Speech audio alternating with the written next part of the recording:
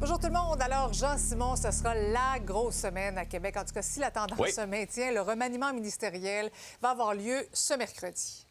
Oui, un jeu de chaises musicales dont on vous parle depuis plusieurs semaines. Reste à savoir combien il va y avoir de chaises pour le jeu, n'est-ce pas? Il y a plein de rumeurs qui circulent sur les potentiels changements.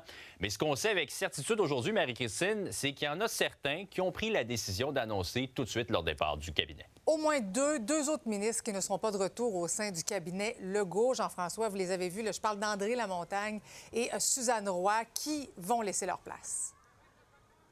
Voilà, donc il semble avoir annoncé au premier ministre qu'ils allaient quitter après la prochaine session parlementaire, en fait avant les prochaines élections.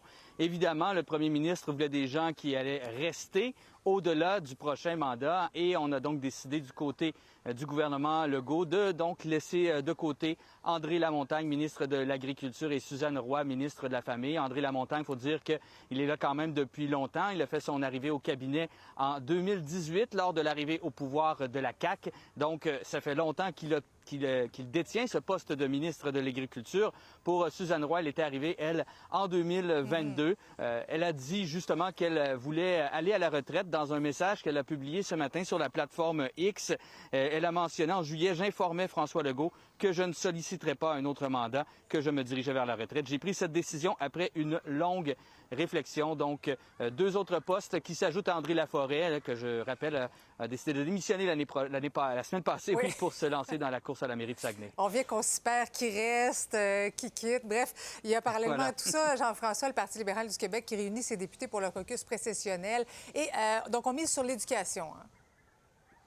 Oui, bien, l'éducation et les récentes coupures en éducation qui ont fait mal, selon le Parti libéral du Québec, qui disent que, bon, il y a eu toutes sortes de problèmes cette année et que le fait qu'il y ait moins de gens pour surveiller, notamment les jeunes, ça augmente la violence également dans les cours d'école. Du côté de Madoua Nika Cadet, qui est la nouvelle porte-parole du Parti libéral en matière d'éducation, elle dit que le réseau n'a plus confiance dans le ministre Drainville, mais que ça ne changera pas grand-chose si jamais ce n'est plus lui qui est ministre après le remaniement ministériel.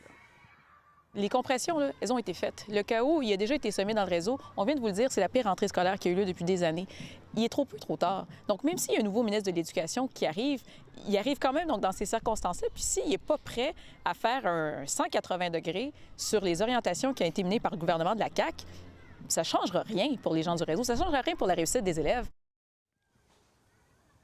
Les députés libéraux qui sont dans la grande région de Québec là, en ce début de semaine parce qu'ils ont décidé de conserver leur rencontre de caucus précessionnel cette semaine. Ça se passe du côté de Lac-Beauport et ça commence demain. Bon, on se reparle à 17h. Il y aura certainement encore des changements d'ici là. Merci, Jean-François. Peut-être.